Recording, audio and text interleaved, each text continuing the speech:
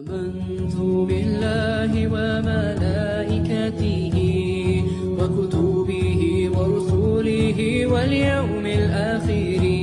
بسم الله الرحمن الرحیم. Assalamu alaikum. My name is Greta. سلام علیکم. اسم من گاداست و بعضی از مردم من رو با عنوان آندرهیما میشناسن. امروز تصمیم گرفتم داستان هدایتم رو بگم و توضیح بدم که چرا و به خاطر چی به اسلام روی آوردم. امیدوارم این کلیپ بتونه به دیگران برای هدایتشون کمک کنه. من کسی رو نداشتم که به من توجه کنه. بله، البته دوستان تازه مسلمان زیادی داشتم، اما هیچ وقت اونها رو درک نکردم و با اونها راجع به دین اسلام صحبت نکردم. به جز یکی از اونها که خیلی باهاش حرف زدم که در کلیپ بهش اشاره میکنم.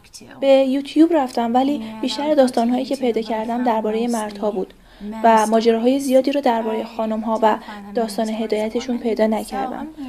پس من به عنوان یک زن آمریکایی که یک مسیحی بوده میخوام داستان هدایتم رو بگم و امیدوارم بتونم به دیگران هم کمک کنم. As I said before, I was Christian. To be more specific, I was Catholic. And I want to say that I did not have any problems being Catholic. I was happy as a Catholic. I was Catholic for 21 years to be exact. I was born Catholic in a Catholic family. My whole family was either Catholic or Christian. همونطور که قبلا گفتم من یک مسیحی بودم، به شکل مشخص‌تر کاتولیک بودم و میخوام بگم به عنوان یک کاتولیک هیچ مشکلی نداشتم و خوشحال بودم. دقیقاً 21 سال کاتولیک بودم و در یک خانواده کاتولیک به دنیا آمدم. همه خانواده‌ام مسیحی کاتولیک بودن. من هم به یک مدرسه کاتولیک میرفتم. از مهد کودک تا مقاطع بالاتر. هر روز کلاس‌های دینی داشتم و فکر می‌کردم مذهب کاتولیک‌ها خیلی مذهب خوبیه. ولی بعدها یک حسی بهم دست داد، به خاطر اینکه کارهایی که انجام میدادم به این دلیل نبود که خودم بخوام انجام بدم. اونا به من تحمیل شده بود. بنابراین وقتی به دانشگاه رفتم تصمیم گرفتم که کاتولیکی باشم که چیزهایی رو یاد میگیرم و به این دلیل که خودم میخوام انجامشون میدم، نه اینکه به خاطر اجبار. هر یک شنبه به کلیسا میرفتم و به گروه‌های کلیسا پیوستم و خیلی راضی بودم تا اینکه احساس کمبودی به من دست داد. احساس میکردم در این فعالیت‌ها گم شدم. احساس کمبودی که باعث شد به دنبال مجموعه‌ها و گروه‌های جدیدی برم غیر از اون چیزی که در اون هستم و شروع کردم به جستجوی سازمان‌های دیگه، سازمان‌های مذهبی و دینی دیگه که در محیط دانشگاه بودن.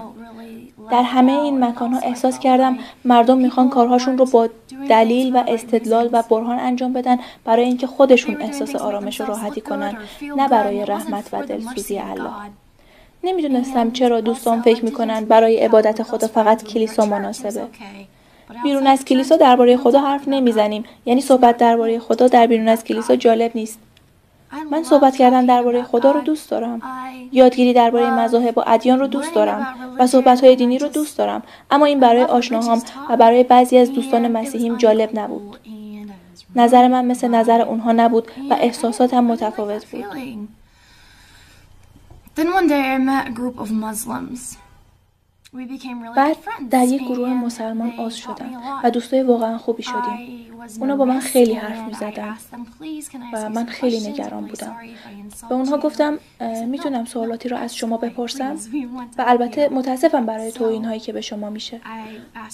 اونا گفتن نه به هر حال بپرس، ما میخوایم به تو کمک کنیم. پس من از اونها سوالهایی پرسیدم. در نهایت با یک پسری که اهل عربستان سعودی بود آشنا شدم که رهبر گروه بود. یه خاطره با اون دارم. یه روز من یک صلیب حضرت عیسی علیه السلام به گردن داشتم. اون گفت او عیسی علیه السلام، من اون رو خیلی دوست دارم. خیلی دوستش دارم. من گفتم چی؟ تو چی؟ تا اون زمان نمیدونستم که مسلمان ها عیسی علیه السلام رو دوست دارن و فکر نمی کردم اینجوری باشه. خیلی شگفت زده شدم. اون شروع کرد و به من توضیح داد عمق اسلام واقعی رو. من چیزهای خیلی زیادی از اون یاد گرفتم. میخواستم بدونم چرا مسلمان ها اینا رو نمیگن و من تا حالا اینها رو نشنیدم. پس شروع کردم به تحقیق دوباره و برآورد کتاب مقدس قرآن. خیلی از دستورات و دلایل بهداشتی در اون وجود داشت. پس تصمیم گرفتم که گوشت خوک نخورم و در واقع برادرم هم از من الهام گرفت برای متوقف کردن خوردن گوشت خوک. ماشاءالله. Then about half a year later, I joined a learning community, and the learning community was all about learning about other cultures, and so we went to an international festival at the local masjid. حدود نیم سال بعد به گروه یادگیری درباره فرهنگ‌های مختلف پیوستم. به یک جشنواره بین‌المللی در محله مسجد رفتیم. میدونید مسجد معادل عربی کلمه مسک در انگلیسی و خیلی از افراد مختلف از سراسر کشورهای خاورمیانه شرکت کرده بودند و خیلی خوب و جالب بود.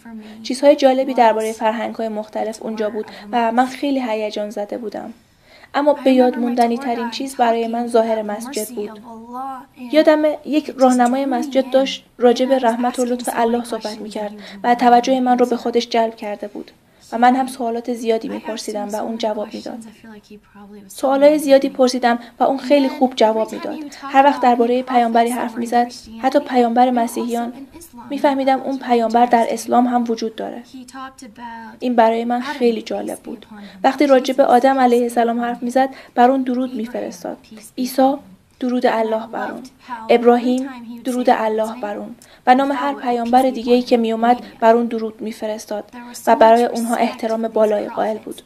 این حس تراوت بخشی بود. اون شروع کرد به گفتن داستان‌هایی درباره رحمت و لطف و بخشش الله. هیچ وقت اونها رو فراموش نمی‌کنم. He told the story about this man who was sinning all the time. He did all of these terrible things.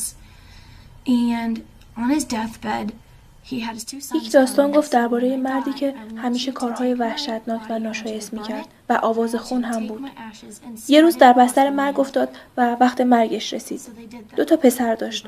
به اونها گفت وقتی من مردم بدنم رو ببرید، بسوزونید و خاکسترش رو روی زمین پخش کنید. پسرهاش این کار رو انجام دادن. بدنش رو سوزوندن و خاکسترش رو روی زمین پخش کردن. اون فکر میکرد با این روش از خدا فرار میکنه، اما طبیعتا خدا اون رو پیدا کرد و ازش پرسید چرا این کارو کردی؟ چرا سعی کردی از من فرار کنی؟ باید بدونی که این کار غیر ممکنه. مرد گفت چون که از تو میترسیدم ای الله، به خاطر کارهای ناشایستی که انجام دادم و دیگه نمیدونستم باید چی کار کنم. بسم الله الرحمن الرحیم. اون خیلی مهربان و با لطفه. اون خیلی با اون مرد مهربان بود. به اون گفت چون که تو باید از من بترسی و اگه این کار با موفقیت به پایان برسونی من تو رو میبخشم. و اون به اون مرد اجازه داد وارد بهشت بشه. به اون اجازه داد وارد جنت بشه. این داستان برای من اعجاب انگیز بود. با خودم گفتم اگه اون مرد تونست وارد بهشت بشه و به آسمون ها بره، اون هم با وجود انجام همه اون کارها، پس من هم میتونم به بهشت وارد بشم. چون که من به صورت مداوم شک و تردید داشتم. به صورت مداوم میترسیدم از اون چه که در هنگام مسیحیت انجام دادم. شما مسلمونا کارهایی که میکنید رو میتونید محکوم کنید. میتونید به گناهانتون و کارهایی که کردید اعتراف کنید و اگر اعتراف نکنید و توبه نکنید وارد برزخ میشید. شما برای بهشت تضمین دارید. الله بخشنده است. اون ادامه داد خدا هیچ وقت از بخشش شما خسته نمیشه تا زمانی که شما از بخشش درخواست کردن خسته نشید. من خیلی خوشحال و هیجان زده شدم. اون روز مسجد رو ترک کردم. دوستانم میگفتن تو میخوای مسلمان بشی، درسته؟ گفتم نه، البته که نه. من هنوز هم مسیحی بودم. من هنوز هم عیسی رو فرزند الله میدونستم و به نحوی اون رو خدا میخوندم. من هنوز هم میخواستم خودم باشم. میخواستم کاتولیک باشم. اما برای اسلام ارزش و احترام بیشتری نسبت به قبل قائلم. تصمیم گرفتم به دوستانم امتحان پس بدم و اونها از من سوال کنن. شروع کردم به پرسیدن سوالاتی که نمیتونستم جواب اونها رو بدم. اونها راجع به عیسی علیه السلام از من پرسیدن. سوالاتی که من نمیدونستم به اونها چجوری جواب بدم. من صادقانه اونها رو نمیدونستم. هیچ وقت این راه رو در پیش نگرفته بودم. شروع کردم به سوالات ساده و صادقانه درباره طول عمرم، درباره زندگی خودم. تا اون موقع فکر کنم هیچ وقت این کار رو نکرده بودم. شروع کردم به فکر کردن درباره عیسی، خدا، مسائلی راجع به پدر، پسر، روح القدس. خیلی فکر کردم، اما تفکر درباره اونها من رو دو به شک‌تر و شکاک‌تر کرد. از خودم سوالایی پرسیدم. نمیدونستم چی بودم، کی بودم و به چه چیزی اعتقاد داشتم. نمیدونستم به چه چیزی اعتقاد دارم. از لحاظ روحی نابود شده بودم. هر روز گریه میکردم و گریه میکردم. چون که میدونستم قسمتی از من مسلمونه، قسمتی از من اسلامه و میدونستم میخوام مسلمون بشم، اما خیلی میترسیدم. گریه میکردم. با دوستام حرف میزدم و میگفتم میخوام مسلمون بشم از ته دل و واقعا هم میخواستم از ته دل، اما میترسیدم از اینکه دوستام چه فکری میکنن، خانواده‌ام چه فکری میکنن، خانواده‌ام منو تنها میذارن. نمیدونستم چی کار کنم. There was also some things about Islam that I didn't understand and I needed answers. So I met with many friends and I talked with them, and even some of my questions were too difficult for them, and they said, you need to talk with a sheikh. You need to talk with a sheikh, or you need to talk with an imam, because I can't answer these questions. And I'm not going to tell you something false about Islam. So اون موقع مسائلی در اسلام بود که نفهمیده بودم و نمیدونستم. به جواب نیاز داشتم. پس خیلی از دوستانم رو ملاقات کردم و با اونها صحبت کردم. بعضی از سوالاتم برای اونها مشکل بود و اونها میگفتن تو به صحبت با شیخ نیاز داری، به صحبت با یک شیخ یا یک امام.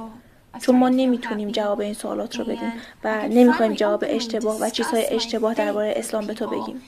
به دیگران هم مراجعه کردم برای گرفتن جواب سوالاتم، اما جواب اونها هم توصیه به صحبت با شیخ بود. من احساس استقبال، دوست داشتم و صلح داشتم و اینها خیلی رضایت بخش بود. تونستم آشکارا با مردم روبرو بشم و به اونها بگم قصد دارم مسلمون بشم. این حس رو خیلی دوست داشتم. در همون موقع احساس ترس من شروع شد، چون به خانواده‌ام فکر می‌کردم. دعا کردم، از خدا خواستم من رو به راه راست و صحیح هدایت کنه. هر راهی که اون من رو هدایت کنه خواهم رفت و دنبال خواهم کرد. بعد از اون روز سرم رو با شجاعت و به آرومی زمین گذاشتم. احساسی داشتم مثل اینکه جواب سوالاتم رو گرفتم. دوستانم روزی به من گفتن به مسجد بریم تا سوالاتمون رو از امام بپرسیم و نیاز داشتم به پوشیدن حجاب و تا به اون روز حجاب نداشتم. یه روز که به شیکاگو رفتم برای رفتن به مسجد و پرسیدن سوالات، یه روسری خریدم برای حجاب. اون رو برای سرم پوشیدم. میتونید صورتم رو ببینید، من رو ببینید و برای رفتن به اونجا اون رو پوشیدم. وقتی اون رو سر کردم حس کردم خیلی قشنگه و راحته. میتونید صورتم رو ببینید و من رو ببینید. پس برای رفتن به مسجد اون رو پوشیدم.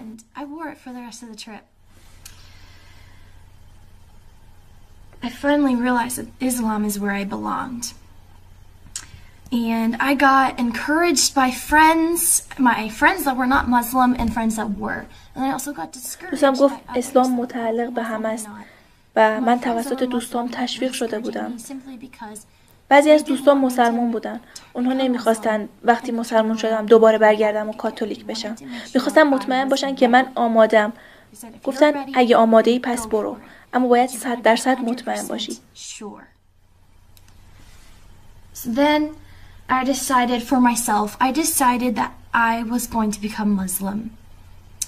And then I called an imam. پس تصمیم قاطع گرفتم که میخوام مسلمان بشم و وقتی به امام مسجد گفتم و از اون سوالاتم رو پرسیدم و سوالاتی که دوستانم نتونستن جوابشو بدن، اون جوابهای لازم رو به من داد و من تصمیم گرفتم و گفتم که میخوام مسلمان باشم. پس انجامش دادم و شهادتین رو گفتم. شهادتین قانون ورود به اسلامه. همه اون چی که نیاز داری تا مسلمان بشی تو چند تا کلمه هست. اشهد ان لا اله الا الله و اشهد ان محمدا عبده و رسوله. این کلمات یعنی شهادت میدم خدایی جز الله نیست و شهادت میدم محمد فرستاده اوست. وقتی اینها رو گفتم یعنی مسلمان بودم. دوستانم من رو به مسجد بردن و شهادت این رو گفتم. مردم میپرسن چه احساسی داشتی وقتی مسلمان شدی و شهادت این رو گفتی؟ فقط میگم ماشاءالله. نمیتونم شرح بدم.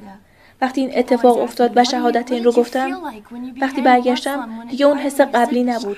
این احساس کاملا جدید بود. یک احساس دگرگونی. همه چیز در گذشته کنار رفت و قلبم سفید و تمیز و پاک شد. It was a whole new feeling. When you convert, all of the sins of your past are gone. It's wiped clean. مثل یک نوزاد تازه متولد شده. احساس آزاد بودن، احساس آزادی بخش بودن، احساس گریه و بغض داشتم. احساس آزادی و همه این چیزهای مختلفی که به سادگی نمیتونم شرح بدم. شگفت انگیزترین حس در کل دنیا بود. آمنت بالله و ملائکته و کتبه و رسوله و الیوم